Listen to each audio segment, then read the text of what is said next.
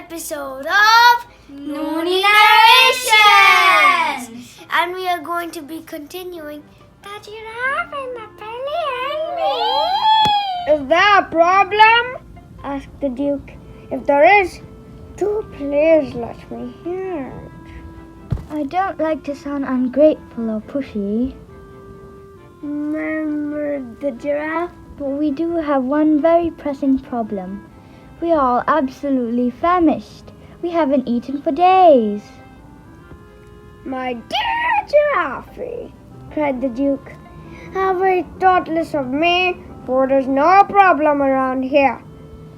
I'm afraid it is not quite as easy as all that, said the Giraffe. You see, I myself happen to be... Don't tell me, cried the Duke. I know it already. I am an expert on the animals of Africa. The moment I saw you, I knew you were no ordinary giraffe. You are of the gyranius variety, are you not? You are absolutely right, Your Grace, said the giraffe. But the trouble with us is that we only... You don't have to tell me that either, cried the Duke. I know perfectly well a gyranius giraffe can only eat one kind of food. Am I not right in thinking that the pink and purple flowers of the tickle tickle tree are your only diet? Yes, said the giraffe. And that's been my problem ever since I've arrived on these shores. That's no problem at all here at Hampshire's house. Hampshire, I don't know. Hampshire How house, someone pronounced it once to me, said the Duke. Look over there, my dear Giraffe, and you will see the only plantation of tinkle tinkle trees in the entire country. The giraffe looked. She gave a gasp of astonishment. And at first she was so overwhelmed she couldn't even speak. Sorry, I'm just seeing the picture. Great tears of joy began running down her cheeks. Look at the picture. It's just awkwardly falling off. The Duke's face is shown. Down there. Yeah, I can see it. She's crying with 1, 2, 3, 4 drops of tears. How sad. Help yourself, said the Duke. Eat all you want. Oh, my sainted souls! Gasped the giraffe. Oh, my naked neck! I cannot believe what I am seeing! The next moment she was galloping full speed across the lawns and whinnying with excitement. And the last we saw of her, she was burying her head in the beautiful pink and purple flowers that blossomed on the tops of the trees all around her. Look at her, she's closing her eyes. She looks Happy. like the happiest I've seen so far. She's closing her eyes? Yeah. I can't see that. It looks like she's opening it.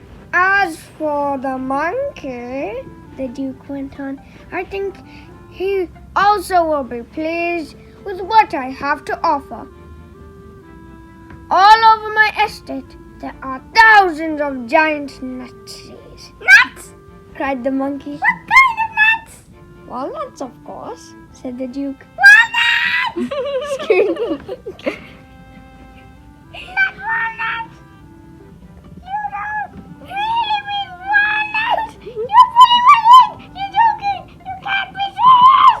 I must have heard wrong! The monkey sounds hysterical.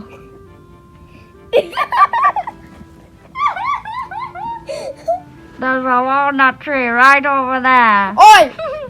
There's a walnut tree right over there, the Duke said, pointing. I sounded just like her. Look at him. He looks balder than he used to be. He's bald? Well, he is. The monkey took off like an arrow, and a few seconds later he was high up in the branches of the walnut tree. cracking the nuts and guzzling what was inside. That lives only the Pelly, said the Duke. Yes, said the Pelican nervously, but I'm afraid that what I eat does not grow on trees. I only eat fish. Would it be too much trouble? I wonder if I were to ask you for a reasonably fresh piece of haddock or cod every day. Haddock or cod, shouted the Duke, spitting out the words as though they made a bad taste in his mouth. Cast your eyes, my dear Pelly, over there to the south. The Pelican looked across the vast rolling estate, and in the distance he saw a great river. That is River Ham, cried the Duke, the finest salmon river in the whole of Europe. Salmon! Screeched the Pelican. Not salmon! You don't really mean salmon! Look at Billy. So sad because he's not getting any special. He looks nervous He's sad. and awkward. That's the end of this episode. Don't forget to like and subscribe and share this with your friends. And we'll see you in the next episode, which I lost count of. Bye!